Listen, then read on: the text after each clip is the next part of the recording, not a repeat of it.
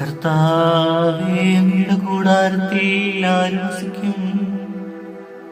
അങ്ങയുടെ വിശുദ്ധഗിരിയിൽ ആര് വാസമുറപ്പിക്കും? നിഷ്കളങ്കനായി ജീവിക്കുകയും നീതി മാത്രം പ്രവർത്തിക്കുകയും ഹൃദയം തുറന്ന് സത്യം പറയുകയും ചെയ്യുന്നു. പരദൂഷണം പറയുകയോ സ്നേഹിതനെ ദ്രോഹിക്കുകയോ അയൽക്കാരനെതിരെ അപവാദം പറയുകയോ ചെയ്യാത്തവൻ, ദുഷ്ടനെ പരിഹാസ്യനായി കരുതുകയും ദൈവഭക്തനോട് ആദരം കാണിക്കുകയും നഷ്ടം സഹിച്ചും പ്രതിജ്ഞ നിറവേറ്റുകയും ചെയ്യുന്നവൻ,